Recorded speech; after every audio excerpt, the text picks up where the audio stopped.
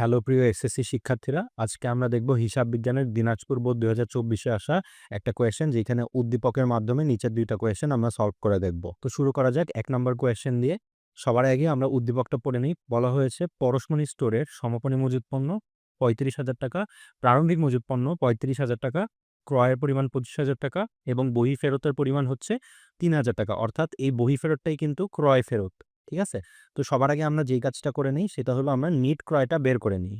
তো আমরা নিট ক্রয়টা পেলাম ২২,০০০ টাকা। যেহেতু এখানে আর ক্রয় রিলেটেড কোনো এন্ট্রি নেই। যদি এখানে ক্রয় বার্তা থাকতো বা অন্যান্য আরো ক্রয় রিলেটেড হিসাবগুলো দেওয়া থাকতো সেগুলোও কিন্তু আমাদের এই নিট ক্রয়ের ক্ষেত্রে যোগ বিয়োগ করে নিতে হতো।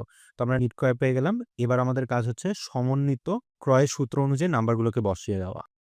তো আমরা লিখে নিলাম প্রারম্ভিক মজুত পণ্যের সাথে নিট ক্রয় যে অ্যামাউন্টটা আমরা বের করে নিলাম সেইখান থেকে যে সমাপনী মজুত পণ্যটা বাদ দিয়ে নিলে আমাদের সমন্বিত ক্রয় কিন্তু চলে আসবে। তো প্রারম্ভিক মজুত পণ্য দেয়া ছিল আমাদের ৪৫,০০০ টাকা।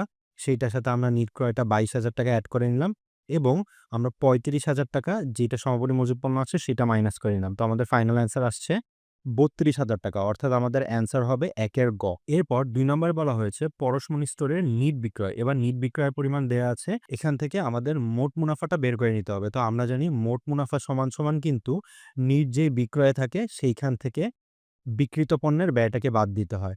দেখো, এখন আমরা ১ নাম্বার যে কোয়েশ্চেন ছিল সমন্বিত ক্রয়টা বের করে নিলাম। সমন্বিত ক্রয় কিন্তু আমরা নিট ক্রয়ের সাথে প্রারম্ভিক মজুত পণ্য যোগ করে নিয়েছিলাম এবং সমাপনী মজুত পণ্যটা কিন্তু বাদ দিয়ে নিয়েছি। এরপরে আরো কিছু খরচ যেমন ডক চার্জ থাকতে পারে, তারপরে আন্তঃপরিবহন থাকতে পারে, তারপরে জাহাজ ভাড়া থাকতে পারে। এগুলো কিন্তু আর কোয়েশ্চেনে দেয়া নেই। অর্থাৎ এগুলো আমার এড করার কোনো সিচুয়েশন নেই। সেই ক্ষেত্রে কিন্তু আমরা সমন্বিত ক্রয়টা যে ৩২,০০০ টাকাটা বের করে নিয়েছিলাম এটাই কিন্তু আমাদের কি হবে?